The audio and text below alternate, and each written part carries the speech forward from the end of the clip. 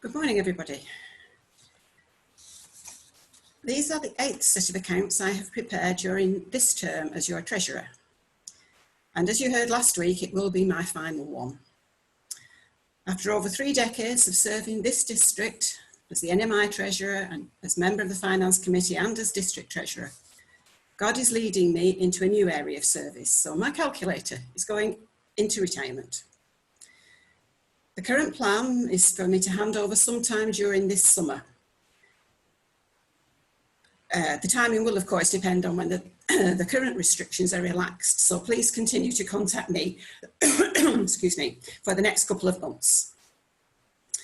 Now, under normal circumstances, you'd have a printed set of accounts before you, and I believe some of you will have had a chance to look at the accounts we circulated electronically, which do run to 29 pages, including the explanatory notes. So you'll be pleased to hear that we won't be looking at all of them. If you didn't get sight of the document, they are available to anyone who wants them. You know how to contact me. So today I have some slides of the relevant pages, and the first page I want to look at is what's showing on your screen now, the Statement of Financial Activities.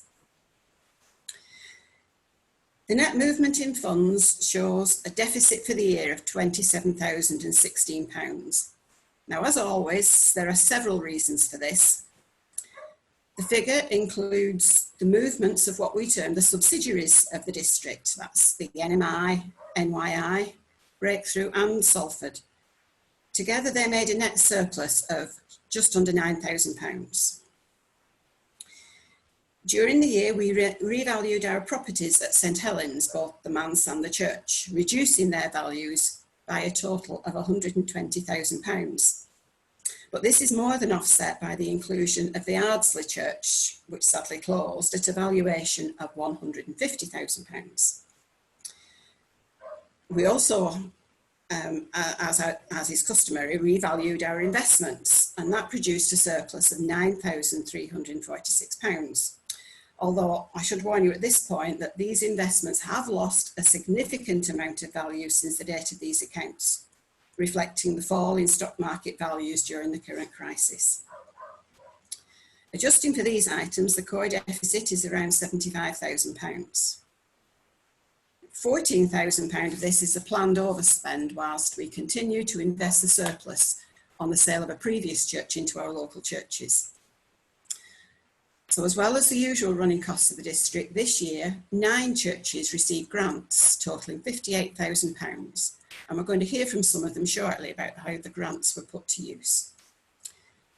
We also pay the course fees for our licensed ministers, which this year came to almost £5,000. And again, we're going to hear from one of them a little later on. In addition, we supported NTC with a grant of £15,000 to recognise the fees that had been unpaid by students from this district. The remaining deficit represents some additional costs relating to the change in district superintendent. A month of paying both DSs during the handover period. We gifted the car to the retiring DS. A month of paying both DSs during the handover period, and our investment in the ministry team. Now, you will probably recall 2 years ago we had lengthy discussions about how we were going to fund the cost of employing support for the district superintendent. And the cost in this accounting period was £3,000. A full year we expect to cost about £10,000. Budget giving from churches remains a significant part of our income. This year, 95% of budgets were paid, 32 churches paid their budgets in full, and every church paid at least something. And I haven't been able to report that very often in all these years.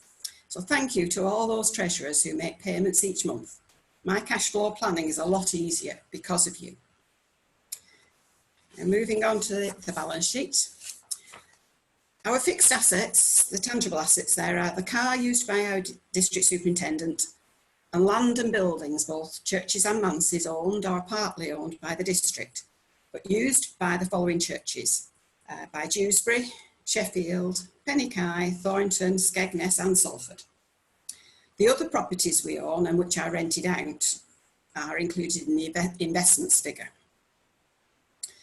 Of the £145,716 shown as debtors, the largest portion, £137,000, is for loans. 2 to churches for the redevelopment of their properties, and 3 short-term loans to pastors.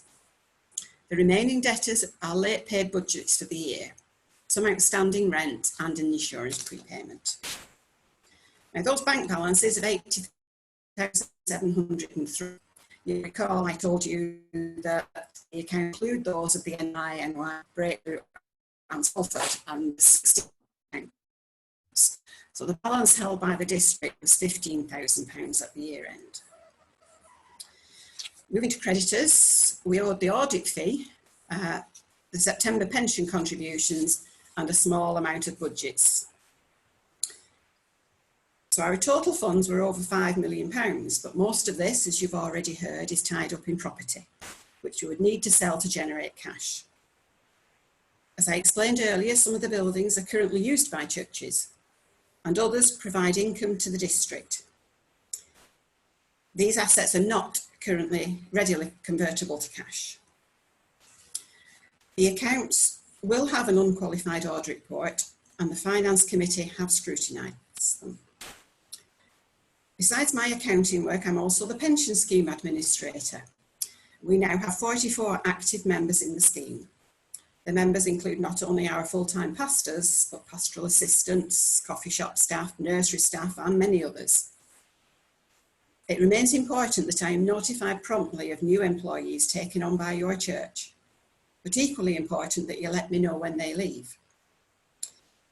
I've told you before of the stresses involved in this role and the support I get from you as a people of God in your prayers and messages of encouragement. I'm so grateful that He is in control, especially in these difficult days. My husband has continued to give me practical support, including preparing the PowerPoint you've just seen, to enable me to perform all the tasks needed in this role. Thank you for all you do. 1 Peter 4 verse 10 tells us that each of you should use whatever gift you have received to serve others, as faithful stewards of God's grace in its various forms. I have sought to do this as part of my worship and service in whichever local church I have found myself, or for the district. God has been faithful to me and blessed me. Respectfully submitted, Susan Brooks.